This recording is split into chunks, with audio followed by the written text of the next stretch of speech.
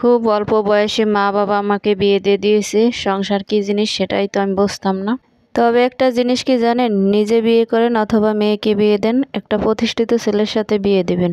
বেকার ছেলের সাথে বিয়ে হয়ে অনেক অভিজ্ঞতা অর্জন করেছি। বেকার ছেলেকে বিয়ে করে বুঝেছি জীবনে আসলে কোনো সকালাত রাখতে নেই। সকালাত রাখতে হলে তো অনেক টাকার প্রয়োজন। আমার হাজবেন্ড তো বেকার, আমাকে কি দিয়ে সকালাত পূরণ করবে? এখন আবার অনেকে বলবেন, বেকার ছেলের হাতে আপনার মা বাবা কেন বিয়ে দিল, আপনি বা কেন রাজি হলেন? আমার মা বাবা যে কর্ম দেখে তার হাতে আমাকে তুলে দিয়েছিল, সেই কর্মের ইনকাম দিয়ে আমাকে এক প্যাকেট 5 টাকার বিস্কিট কিনে খাওয়ানোরও সাহস তার ছিল না। কারণ ব্যবসাটা তার মা বাবার দেয়া টাকার ছিল।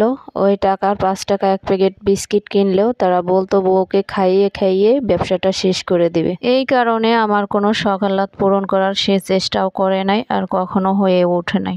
বেকার ছেলের সাথে বিয়ে হয়ে বুঝলাম বাস্তবতাটা কি জিনিস। বাস্তবতা চাই শুধু টাকা, যার যত টাকা আছে তার মূল্য তত বেশি। আল্লাহর কাছে লাখ লাখ কোটি কোটি শুকরিয়া আদায় করি, আলহামদুলিল্লাহ আমার হাজবেন্ড এখন আর বেকার নেই। ছোটোখাটো একটা চাকরি করে, তাতেই আলহামদুলিল্লাহ আমাদের 3 জনের চলে যায় খুব ভালো মতো। আমার কাছে কেন জানি না তার এই কষ্টের টাকা খরচ করতে খুব খারাপ লাগে। তারপরে যতটুক না করলেই নয়, ততটুক তো করতে হয়, যেহেতু আমি কোনো কিছু করি না। এক সময় বেকার হাজবেন্ডের বউ ছিলাম দেখে সবাই আমাকে কাজের মেয়ের মতো ব্যবহার করত। আমার মা বাবা যে সুখের জন্য আমাকে বিয়ে দিয়েছিল ওই বাড়িতে, তার তুলনায় আমাকে 3 গুণ কষ্ট পেতে হয়েছে। যখন তাদের হাতে আমাকে তুলে দেয় তখন আমার মা বাবা বারবার বলতো, আমার মেয়ে ছোট, একটু দেখে শুনে রাখবেন, একটু বোঝাই রাখবেন।